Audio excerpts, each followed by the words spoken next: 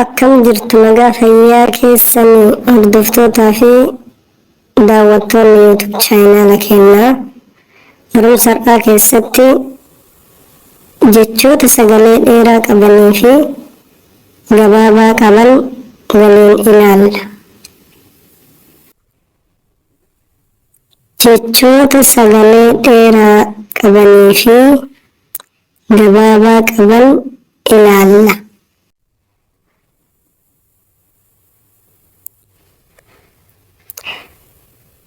Sagalee jechootaa kan dheeressanii fi gabaabsan dubbachiiftota. Isaanis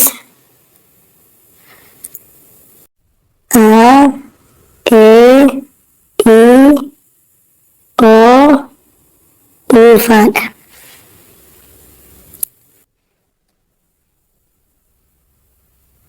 Dubbachiiftuun lama yoo wal bira dhufan sagalee dheeressu.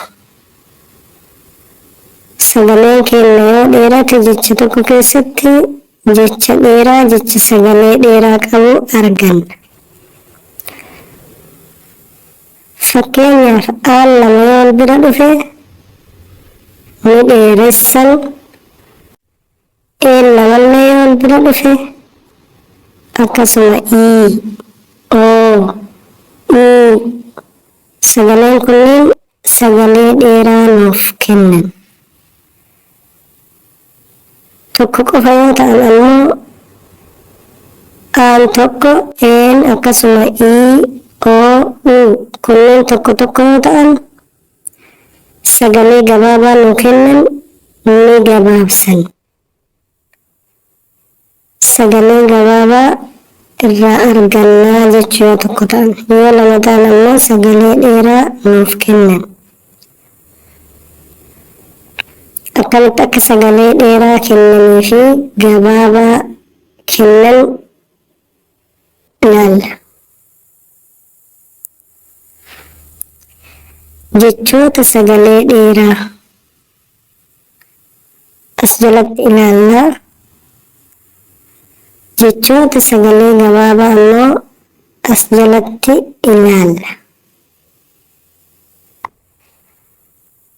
Fakkeenyaaf jecha aadaa jedhu fudhannaa. Jecha aadaa jedhu dubbachiiftuu lama wali aananii waan dhufaniif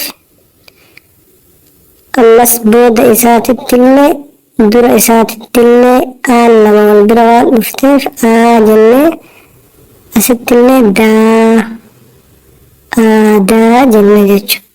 Kun sagalee dheeraa waan qabuuf jecha dheeraa arganne. Asitti ammoo adda, aan takka, asittillee aan takka sagalee gabaabaa nuuf kennaa jechuudha. Okay. Ammas boonaa ka jedhu.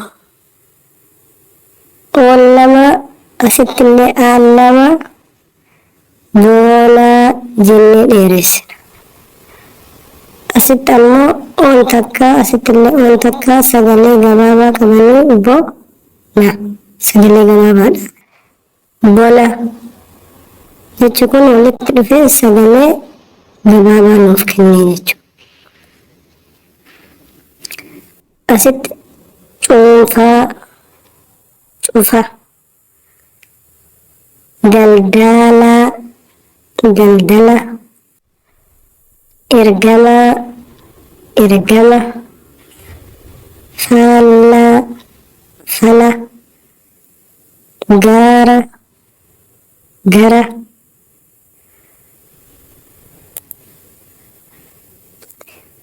himataa, himata, ibsaa, ibsa, jiraa, jira, kumaa, kuma, laafaa, lafa, madaa, madda, naafa, nafa,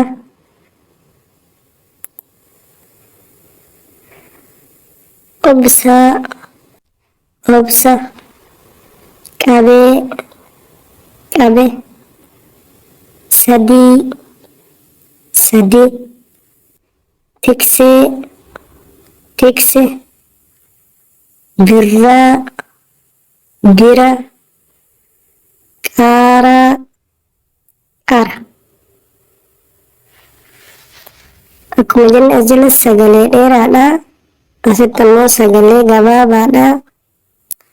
Sagaleen kun amma asitti obisaa aan lama waan wal bira dhufeef sagalee dheeraa nuu kenne. Asitti aan takka qofa waan ta'eef akkasuma i qubeen hunduu qubeen dubbachiiftuu ta'an yoo tokko ta'an sagalee gabaabaa nuu kennu, yoo lama ta'an sagalee dheeraa nuu kennu isaanii cuunfaa, cufa, daldala, daldala, ergala, ergala, fala, fala, gara, gara.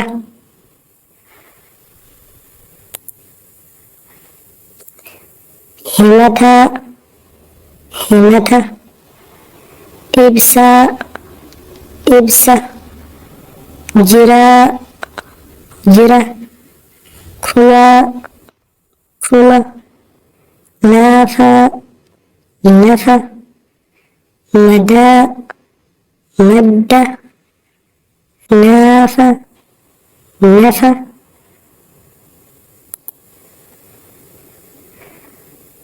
Obsa, obsa, qabe, qabe, sadi, sadi, tikse, tikse, birra, bira,